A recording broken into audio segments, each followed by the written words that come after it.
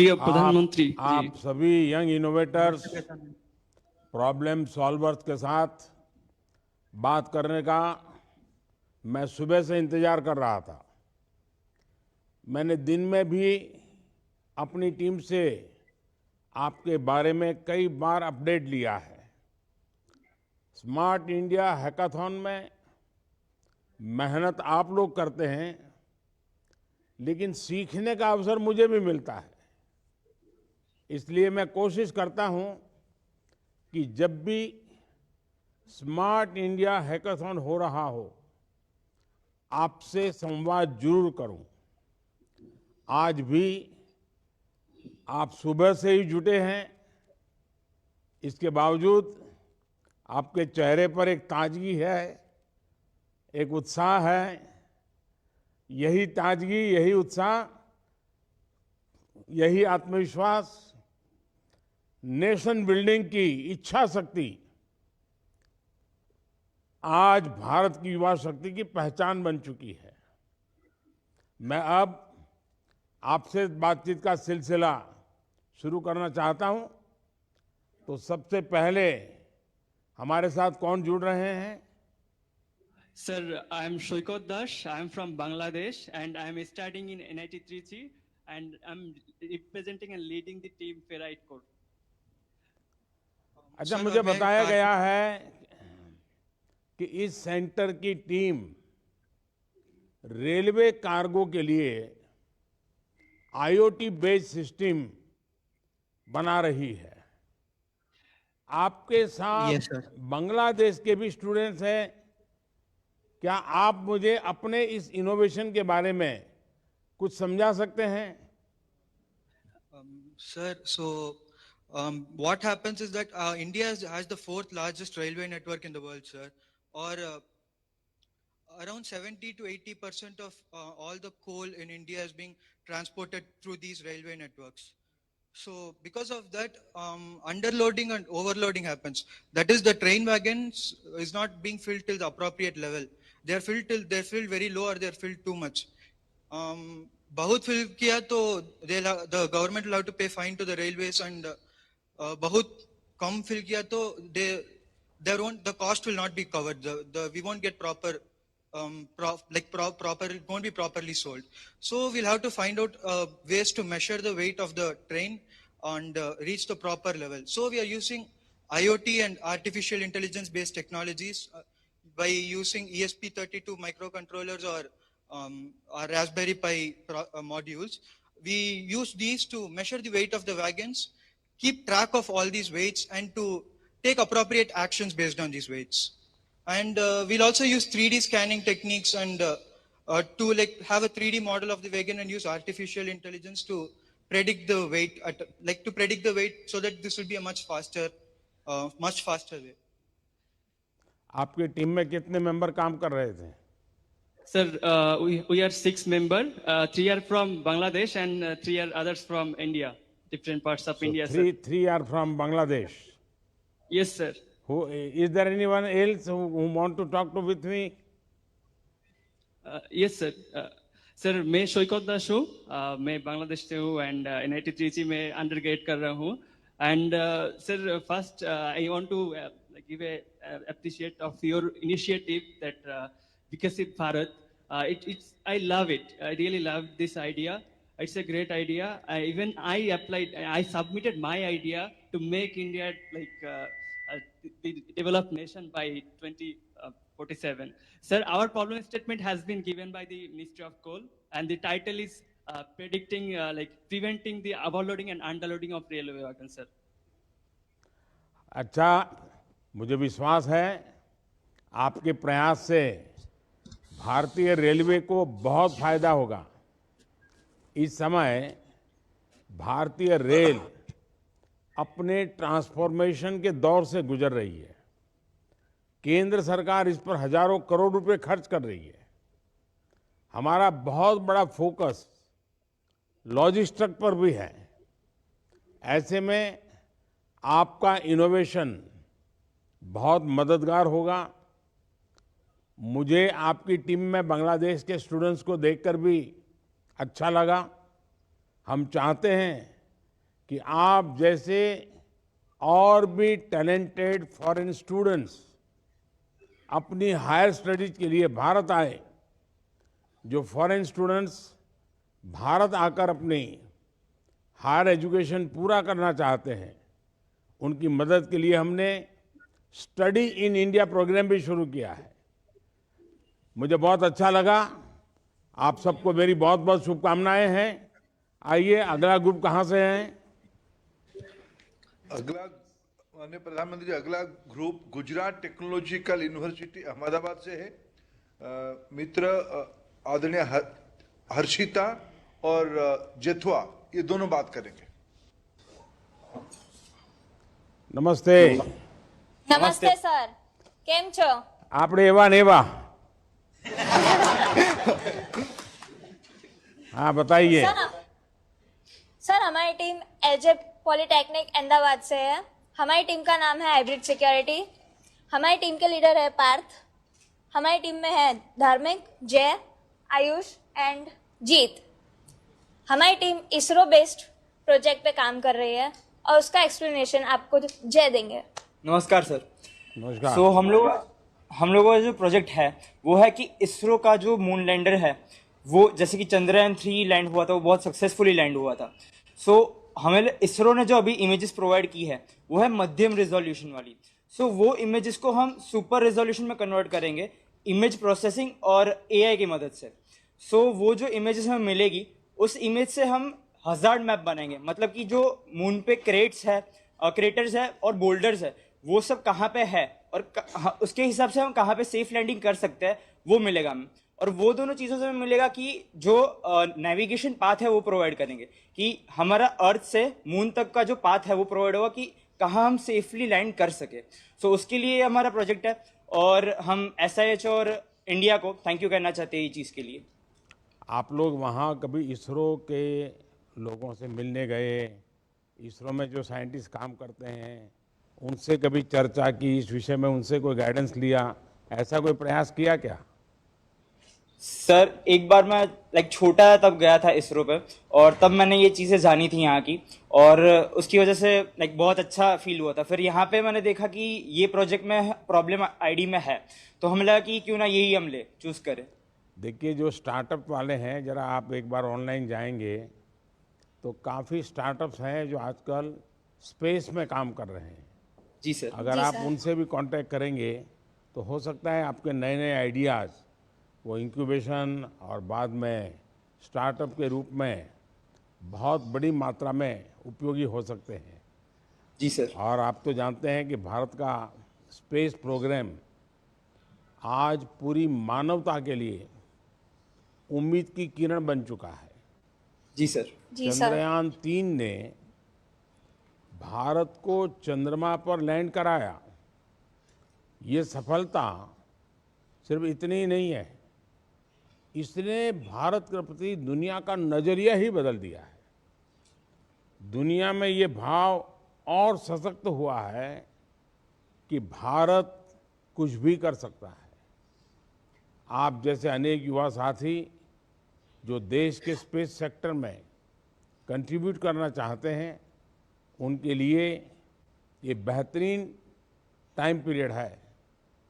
Space tech आधारित economy के लिए आने वाले दशक बहुत अहम होने वाले हैं।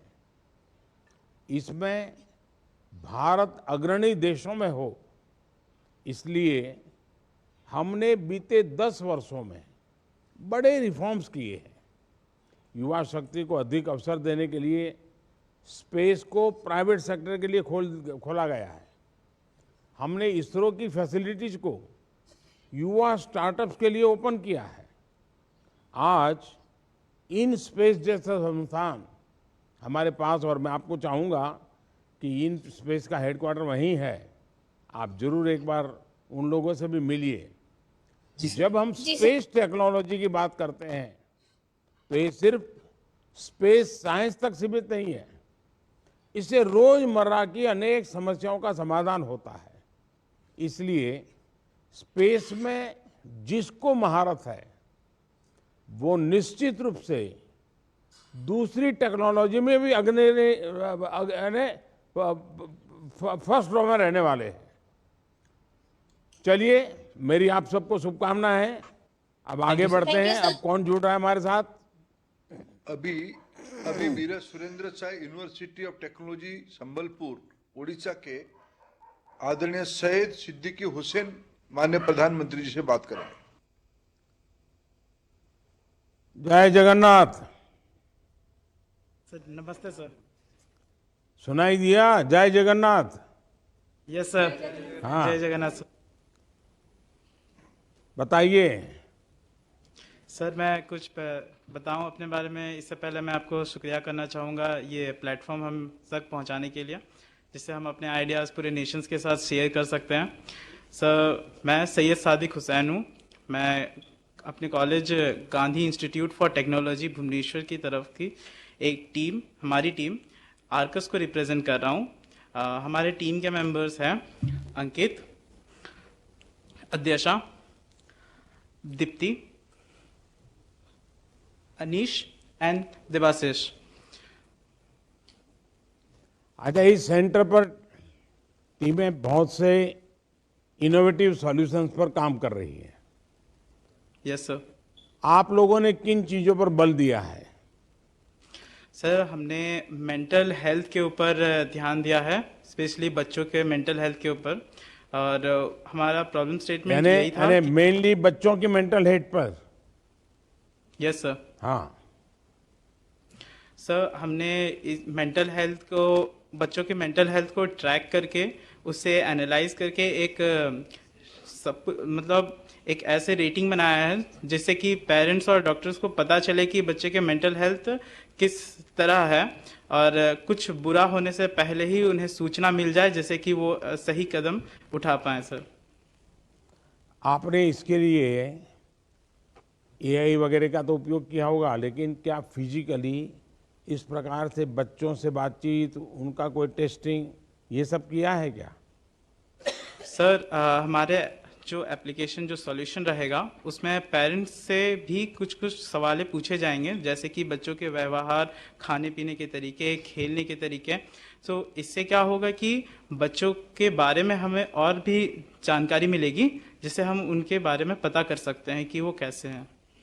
अच्छा, इतनी 3 बेटियां भी इसकी आपकी टीम में हैं, कोई बेटी कुछ बताना चाहेगी?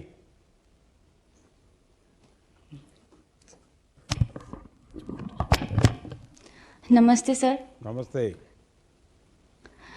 सर हम ये जो हमारा प्रॉब्लम स्टेटमेंट है, इसको हम इस तरह से मतलब एक सॉल्यूशन लेके आए हैं, जैसे कि ये एक हम एआई यूज़ कर रहे हैं इस मतलब ये जो एप्लीकेशन में, और इससे हम वो जो भी मतलब वो बच्चा होगा उसको हम मतलब वो हमारा एआई जो होगा उसको यूज़ करके हम एक सेफ्टी रेटिंग जनरेट कर रहे हैं 1 से 10 के बीच। तो अगर 5 से 10 तक अगर हमारा वो रेटिंग जनरेट होता है, तो हम बस पेरेंट्स को एक मतलब नोटिफिकेशन या फिर अलर्ट करेंगे कि आपका बच्चा मतलब कुछ तो मतलब उसका जो व्यवहार है उसमें कुछ तो है, तो आप ज़रा ध्यान रखिए। अगर 5 से कम है तो हम हमारे जो एप्लीकेशन रहेगा उसमें हम मेंटर सपोर्ट और जो एक्सपर्ट होते हैं वो पेरेंट्स को रिकमेंड करने वाले हैं कि आप मतलब अपने बच्चों को मतलब थोड़ा वो गाइड करेंगे। तो ये होने से मतलब काफ़ी वो पेरेंट्स को, उन बच्चों को और एक्सपर्ट्स को भी मतलब बहुत अच्छा एक ब्रिज बन जाएगी उन लोगों के बीच, तो वो उपकृत होंगे इस चीज़ के बारे में। बहुत बहुत बधाई हो। आपका ये प्रॉब्लम एरिया बहुत महत्वपूर्ण है। नौजवानों में मेंटल हेल्थ प्रॉब्लम्स एक ऐसी समस्या बन गई है जिसे नज़रअंदाज नहीं किया जा सकता।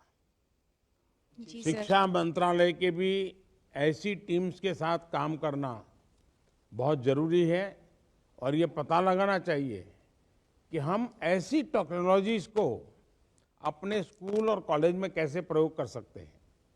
भारत को विकसित बनाने के लिए बहुत जरूरी है कि भारत के नौजवानों का मानसिक विकास उतना ही मजबूत हो। मुझे ये जानकर भी बहुत खुशी हुई है कि आपने विकसित भारत के लिए अपने आइडिया शेयर किए हैं। आप जैसे स्टूडेंट्स के लिए सरकार ने भी माई गॉव पर एक विशेष पोर्टल बनाया है, मेरा युवा भारत, यानी माय भारत। माय भारत नाम से एक और संगठन का निर्माण हुआ है जो देश की युवा शक्ति को दिशा देने का काम कर रहा है। आप भी इसमें अपना रजिस्ट्रेशन जरूर करवाएं। आइए, अगली टीम कहां से है? अगले team Assam royal global university Guwahati से हैं। अभी एआई टूल के माध्यम से, भाषिणी टूल के माध्यम से आदरणीय रेशमा माननीय प्रधानमंत्री जी से संवाद करेंगे। पहली बार हम भाषिणी टूल को इस प्रकार के संवाद में यूज करेंगे। वणक्कम।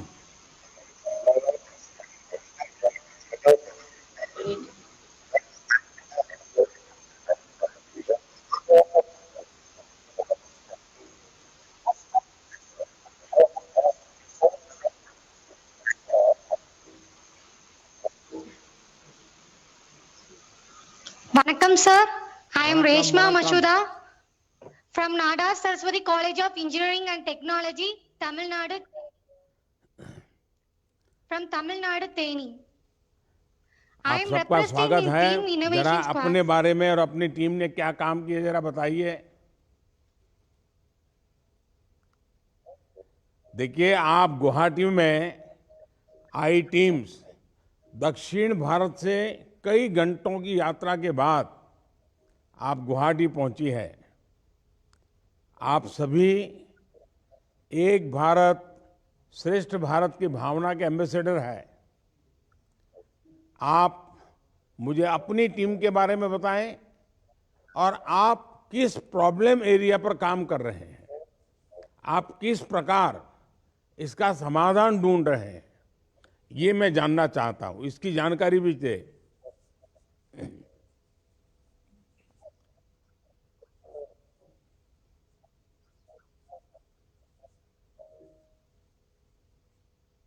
Okay sir, I am representing the team Innovation Squad. I am working with 6 of my teammates, Navin Bharati, Rubini, Sophia, myself Reshma, Vigneshwar and Ashwin. And our problem statement is AI-based generative design of hydropower plant. We are going to give a generative design of components of hydropower plant.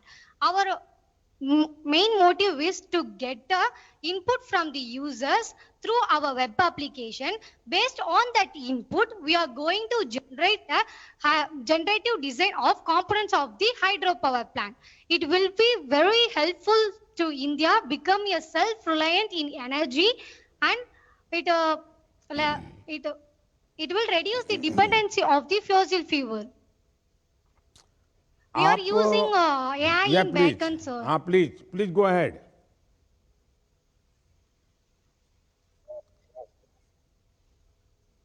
Okay, so we are using AI to train our data set in backend, sir. We also went for a field visit Mullai Periyar Dam. On that hydropower plant, we collect some information about the components that are present in the hydropower plant. It is very helpful to develop our project. We gathered some data sets from that hydropower plant, and we are using that in our website, and it is integrated with the AI algorithms to generate a 2D design of the components of the hydropower plant, sir. आप जिस solution के लिए काम कर रहे हैं वो विकसित भारत के लिए बहुत महत्वपूर्ण है। पावर सेक्टर और आर्टिफिशियल इंटेलिजेंस, ये दोनों भारत के फ्यूचर को शेप करने के लिए बहुत जरूरी है। इसलिए इन दोनों को कनेक्ट करने के रास्ते हमें खोजने ही होंगे। पावर प्रोडक्शन के साथ साथ पावर ट्रांसमिशन और कंजम्पशन की मॉनिटरिंग इसमें भी एफिशिएंसी की बहुत अधिक जरूरत है। इसमें एआई बेस्ड सॉल्यूशन को कैसे इंट्रोड्यूस किया जा सकता है, इस तरफ भी आपको जरूर सोचना चाहिए। बीते सालों में हमने हर गांव, हर परिवार तक बिजली पहुंचाने के लिए काम किया। अब हम खेतों में छोटे छोटे सोलर प्लांट्स हो, शहरों में रूफटॉप सोलर प्लांट्स हो, इस व्यवस्था की तरफ धीरे धीरे आगे बढ़ रहे हैं।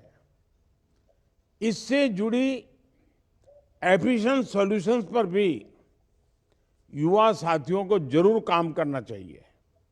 वैसे मैं दक्षिण भारत से आए विद्यार्थियों से ये भी कहूंगा कि नॉर्थ ईस्ट आए हैं तो इस हैकेथॉन के बाद ज्यादा से ज्यादा घूमने की भी कोशिश करें। नॉर्थ ईस्ट के लोग आपसे बहुत गर्मजोशी से मिलेंगे। मैं आपको अपने अनुभव से बता सकता हूं कि आपको नॉर्थ ईस्ट में बहुत कुछ सीखने को भी मिलेगा। आप सभी को मेरी बहुत बहुत शुभकामनाएं हैं और मैं मानता हूं कि एआई का ये प्रयोग जरूर आप लोगों को भी अच्छा लगा होगा। Really very thank you, sir. चलिए अब अगले सेंटर की तरफ चलते हैं। आप सबको वणक्कम। अभी Noida institute of engineering and technology Uttar Pradesh के मित्र ऋषभ एस विश्वामित्र माननीय प्रधानमंत्री जी से संवाद करेंगे। नमस्ते जी। Namaskara, Pradhan Mantriji. It is an honor and a great pleasure to present to you a solution for detecting phishing domains using artificial intelligence and machine learning, which we have done according to the problem statement provided by the NTRO. So, I am Rishabh Vishwamitra. We are from Dayanand Sagar College of Engineering, Bengaluru. These are my teammates, Ashman, Anuj, Reema, Nanjunda, and Srinidhi. I am pursuing computer science and engineering, while my teammates are pursuing electronics and telecommunication, biotechnology, and computer science respectively. So, phishing attacks are the most common form of cybersecurity attacks, where a person pretends to be a trustworthy entity and tries to extract sensitive and valuable information from the user. This is not something just the common man has to deal with, but also big companies. The current existing approaches to deal with this are methods like the blacklist approach, the rule-based method, and website signature-based approach. All of these are very single-dimensional and cannot keep up with the ever-evolving phishing attacks. That is why we have combined all these three methods using machine learning to harness the power of AI to continually learn from the phishing attack patterns, so we are well equipped to deal with future phishing attacks. Rishabh, आप लोग तो जानते हैं कि ये बड़ा dynamic क्षेत्र है। आप एक सॉल्यूशन निकालेंगे तो ये बेईमानी करने वाले लोग दूसरा रास्ता खोजेंगे। आप दूसरा रास्ते पर काम करेंगे तो तीसरा रास्ता खोलेंगे, और इसलिए ये चोर सिपाही की लड़ाई जैसा एक लगातार नए नए इनोवेशंस करने पड़ते हैं, और उसमें आप लोग काम कर रहे हैं। मैं आपको बहुत बहुत बधाई देता हूं। नई टेक्नोलॉजी के साथ हमें बहुत सतर्क रहना होता है। अगर इनका नियमों से इस्तेमाल हो तो ये बहुत उपयोगी है, लेकिन अगर गलत तरीके से प्रयोग किया जाए तो इससे बड़ी समस्याएं हो सकती है। आप सब जनरेटिव एआई से बन रहे डीप फेक वीडियोज के बारे में जानते हैं, जो एकदम देखने वाले को एकदम असली दिखते हैं। इसलिए हमें किसी भी वीडियो या फोटो पर विश्वास करने से पहले अधिक सतर्क होने की जरूरत है। भारत एआई को लेकर एक ग्लोबल फ्रेमवर्क बनाने पर भी जोर दे रहा है और मैं मानता हूं कि ये एक ऐसा नया चुनौती है। आप जैसे नौजवान जो इसमें काम कर रहे हैं वो जरूर आगे भी काम करते रहें। फ्रेंड्स, वाकई आप सभी से बात करके मुझे बहुत अच्छा लगा। मुझे खुशी है कि देश की नौजवान पीढ़ी देश के सामने मौजूदा चुनौतियों के सॉल्यूशन देने के लिए दिन रात एक कर रही है। पहले जो हैकेथॉन्स हुए उनसे मिले सॉल्यूशंस बहुत कारगर रहे हैं। हैकेथॉन्स में शामिल कितने ही स्टूडेंट्स ने अपने स्टार्टअप भी शुरू किए हैं। ये स्टार्टअप्स, ये सॉल्यूशंस सरकार और समाज दोनों की ही मदद कर रहे हैं। ये आज इस हैकाथॉन में शामिल हुई टीमों, हजारों स्टूडेंट्स के लिए भी बहुत बड़ी प्रेरणा है।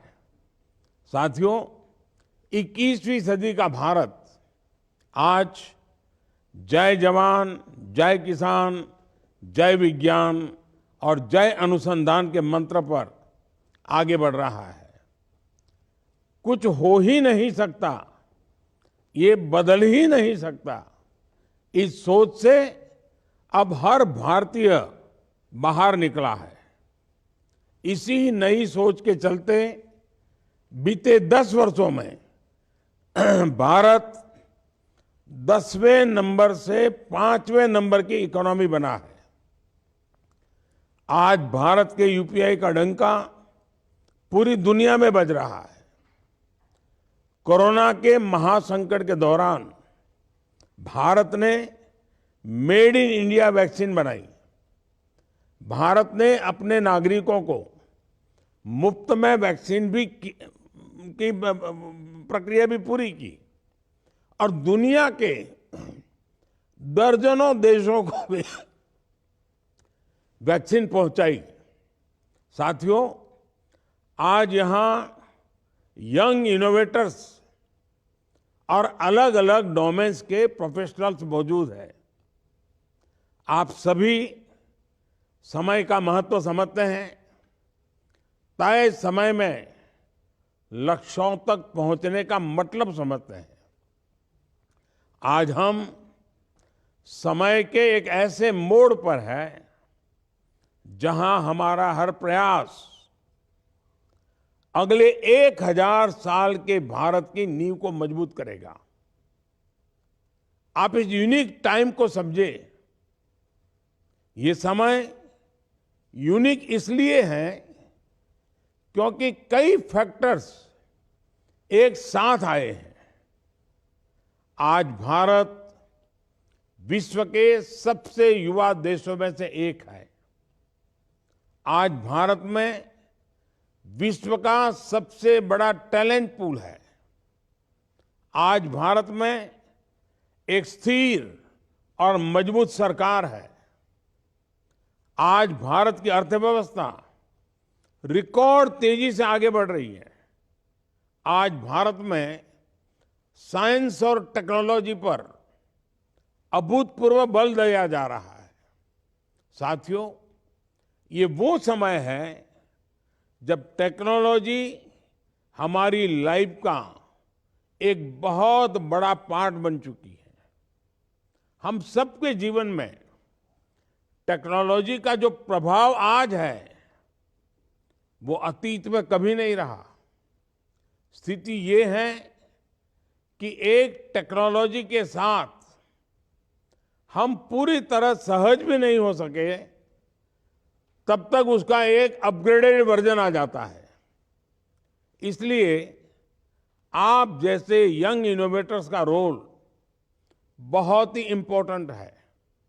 साथियों, आजादी का अमृत काल यानी आने वाले 25 साल देश के साथ आपकी लाइफ को भी ये समय एक तरफ 2047 की तरफ की यात्रा और दूसरी तरफ आपके जीवनपूर्ण महत्व के महत्वपूर्ण वर्षों की यात्रा, दोनों साथ साथ है। भारत को विकसित बनाने के लिए हम सभी को मिलकर काम करना है और इसमें आप सभी का सबसे बड़ा लक्ष्य होना चाहिए भारत की आत्मनिर्भरता। हमारा भारत आत्मनिर्भर कैसे बने, आपका लक्ष्य होना चाहिए कि भारत को कोई भी टेक्नोलॉजी इंपोर्ट न करनी पड़े, किसी भी टेक्नोलॉजी के लिए दूसरों पर निर्भर रहना न पड़े। अब जैसे डिफेंस सेक्टर है, आज भारत डिफेंस टेक्नोलॉजी में आत्मनिर्भरता के लिए काम कर रहा है, लेकिन अभी भी डिफेंस टेक्नोलॉजी से जुड़ी कई ऐसी चीजें हैं जिनको हमें इंपोर्ट करना पड़ता है।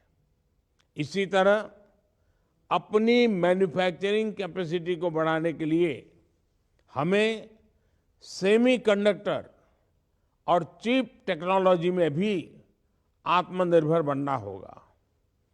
क्वांटम टेक्नोलॉजी और हाइड्रोजन एनर्जी जैसे सेक्टर्स को लेकर भी भारत की एस्पिरेशंस बहुत हाई है। सरकार ऐसे सभी सेक्टर्स पर विशेष फोकस कर रही है, 21वीं सदी का आधुनिक इकोसिस्टम बना रही है, लेकिन इसकी सफलता आप युवाओं की सफलता पर निर्भर करती है। साथियों, आज पूरी दुनिया की नजरें आप जैसे यंग माइंड्स पर टिकी है। दुनिया को विश्वास है कि भारत में उसे ग्लोबल चैलेंजेस का लो कॉस्ट, क्वालिटी, सस्टेनेबल और स्केलेबल सॉल्यूशन मिलेगा। हमारे चंद्रयान मिशन ने विश्व की उम्मीदों को कई गुना बढ़ा दिया है। आपको इन उम्मीदों को ध्यान में रखते हुए अलग अलग सेक्टर्स में नई टेक्नोलॉजी को इनोवेट करना है। आपको देश की आधुनिक जरूरतों को ध्यान में रखते हुए अपनी दिशा तय करनी है। साथियों, स्मार्ट इंडिया हैकेथॉन का लक्ष्य देश की समस्याओं का समाधान और समाधान से रोजगार का निर्माण, एक ऐसे चेन को चला रहा है। स्मार्ट इंडिया हैकेथॉन से देश की युवा शक्ति विकसित भारत के लिए समाधान का अमृत निकाल रही है। मुझे आप सभी पर, देश की युवा शक्ति पर अटूट भरोसा है। आप कोई भी समस्या देखें, कोई भी समाधान ढूंढे, कोई भी इनोवेशन करें, आपको विकसित भारत का संकल्प, आत्मनिर्भर भारत का संकल्प, इसे हमेशा याद रखना है। आप जो भी करें वो बेस्ट हो। आप ऐसा काम करना है कि दुनिया आपको फॉलो करे। एक बार फिर आप सभी को बहुत बहुत शुभकामनाएं, बहुत बहुत धन्यवाद।